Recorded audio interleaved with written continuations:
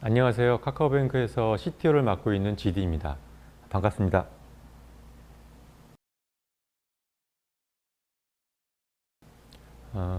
참고로 제 영어 이름에 대해서 잠깐 말씀을 드리자면요. 제 영어 이름은 제가 한 90년대 초부터 사용해온 PC통신 아이디에서 유래를 했습니다. 오해 없으시길 바랍니다.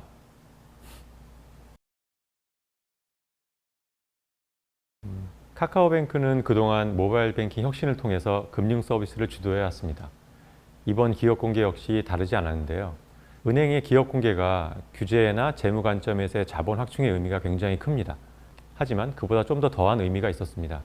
카카오뱅크가 그동안 보여준 혁신 및 가능성에 대한 대내외의 공식적인 평가 및 인정의 자리였습니다. 다행히 여러분들 아시다시피 좋은 평가를 받았고요. 하지만 이런 인정 뒤에는 또 다른 책임감이 따르고 있습니다. 카카오뱅크는 이번 기업 공개를 또 다른 시작이라고 보고 있습니다. 이를 통해서 같지만 다른 은행 시즌2를 준비하고 있습니다.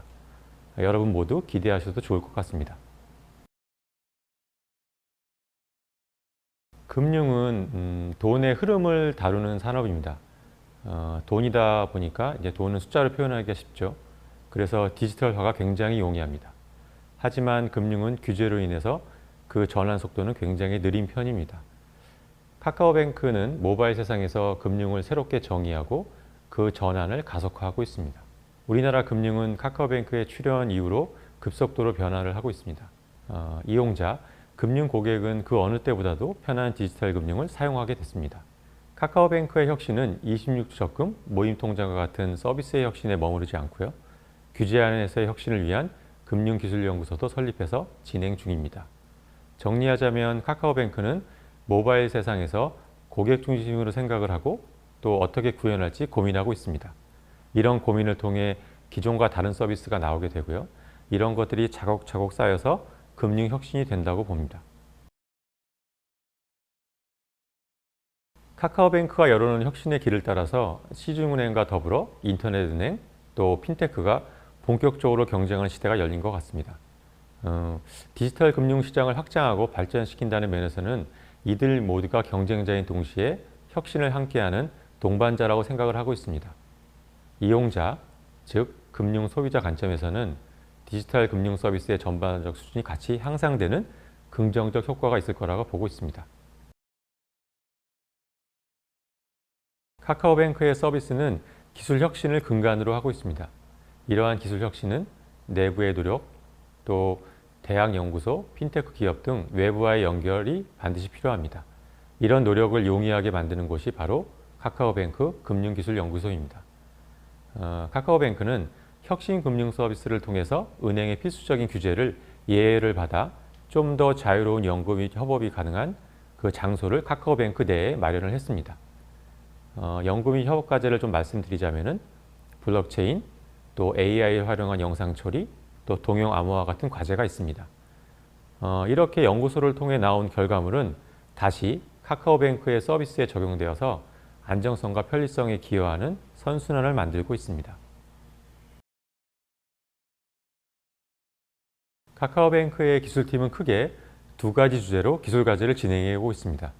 첫 번째는 1,700만 고객이 일으키는 트래픽을 받쳐줘야 되고요. 다양한 비즈니스 요구를 수용하기 위한 모던 아키텍처로의 전환입니다. 두 번째는 기존 금융 대면 프로세스를 모바일 기반의 비대면으로 재해석하면서 나오는 여러 장벽을 해결하기 위한 비대면 기술 혁신입니다. 첫 번째, 모던 아키텍처입니다.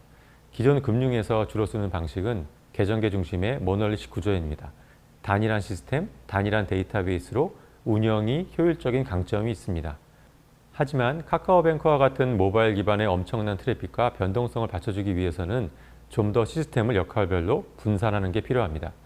분산이라는 의미는 좀 더 이렇게 나눈다는 얘기가 되고요. 이렇게 나누다 보면은 시스템 장애 및 비즈니스의 요구에 의한 업데이트도 굉장히 수월합니다. 시스템이 나눠진다는 게 그렇게 말처럼 쉬운 얘기는 아닙니다. 단일한 시스템에서는 고려할 필요가 없는 여러 가지 기술적 문제가 나옵니다. 분산된 시스템 간의 통신, 또 분산된 트랜잭션의 관리, 또 장애와 같은 여러 문제가 발생했을 때 이거를 찾아내주는 서킷 브레이커 등 많은 엔지니어링 기술이 필요합니다. 이를 위해서 카카오뱅크는 처음부터 개발자들이 자체적으로 내부 엔지니어링 기술을 바탕으로 대응하고 준비해 나가고 있습니다. 두 번째, 비대면 기술 혁신입니다. 카카오뱅크는 모바일이 기반이고 은행에선 영업점을 통해 할 수 있는 대면 절차를 비대면으로 전환해야 되는 숙제가 있습니다. 이를 위해 AI 기술과 빅데이터 기술이 필수입니다. 좀 더 사례를 말씀드리면은 신분증 인식에 필요한 문자 인식, 또 얼굴 인식을 위한 영상 처리, 부정 사용 방지, 사용자 추천을 위한 데이터 분석 등 다양한 곳에서 비대면 금융을 편리하고 안전하게 쓰기 위한 기술이 요구되고 있습니다. 또한 이러한 앱뿐만이 아니라 뒷단에 고객센터의 챗봇, 여러 서류 처리 등 안 보이는 영역에서의 기술도 요구되고 있습니다. 특히 챗봇의 경우는 전체 상담의 50% 이상을 차지하면서 우리나라의 모바일 상담의 모범 사례가 되고 있습니다. 이러한 비대면 기술도 많은 부분 앞서 말씀드린 바와 같이 카카오뱅크 내부 엔지니어링 기술로 구현되고 있다는 게 특징입니다. 지금까지 크게 두 가지 주제인 모던 아키텍처, 비대면 기술 혁신으로 카카오뱅크의 기술 과제를 설명드렸습니다. 카카오뱅크는 은행이란 금융의 본질에서 출발한 기술은행입니다. 카카오뱅크는 은행을 엔지니어링 하자는 모토로 금융의 문제를 기술로 풀어나가고 있습니다. 이 부분에서는 국내에서뿐만이 아니라 해외에서까지 카카오뱅크는 가장 선도적인 모범 답안 및 레퍼런스가 되고 있습니다. 금융의 혁신, 또 기술의 조화, 가장 앞서가는 은행에서의 경험을 쌓아보십시오. 그리고 개발자로서 가장 중요한 것은 이 모든 것을 경험해온 동료가 옆에 있다는 점입니다. 카카오뱅크에 오셔서 같이 도전해 보시죠. 카카오뱅크가 지향하는 개발 문화는 개발이 구현에만 머무르지 않고 서비스를 같이 만드는 문화를 지향합니다. 즉, 개발자 역할의 확장이 굉장히 중요하게 여기는데요. 이런 확장이 왜 중요하냐면은 카카오뱅크는 기존의 금융상품을 재해석해서 많은 시행착오가 또한 필요합니다. 이런 시행착오를 위해서는 기존의 워터폴 방식 대신 굉장히 기민한 개발 방법이 필요합니다. 즉, 애자일 방법이라고 하시면 여러분들이 잘 알아들일 수도 있을 것 같습니다. 이에 맞는 환경과 문화가 매우 중요하고요. 구체적인 모습을 좀 더 말씀을 드리자 보면은 개발자는 초기부터 서비스 논의를 같이 합니다. 열린 기술적 토론이 있고요. 오픈소스 기반의 개발과 공개된 코드 및 리뷰 절차가 있습니다. 이 모든 것이 기술 기반 기업의 개발 문화를 은행에 접목을 한 결과입니다. 카카오뱅크는 은행에 기술 기업의 개발 문화를 도입한 최초의 은행입니다. 이를 통해 카카오뱅크는 고객의 필요에 맞는 모바일 뱅킹 서비스 제공이 가능합니다. 이런 말씀드린 부분은 보이지 않는 영역의 강점이기 때문에 기존 금융에서는 쉽게 따라하기 힘든 경쟁력이라고 볼 수 있습니다. 카카오뱅크는 모두의 은행, 모두의 계좌를 꿈꾸고 있습니다. 고객은 앞으로 카카오뱅크에서 모든 금융 서비스를 시작하실 수 있습니다. 기존 단편화된 상품이 아닌 생명주기가 긴 새로운 금융 서비스를 만나실 수 있습니다.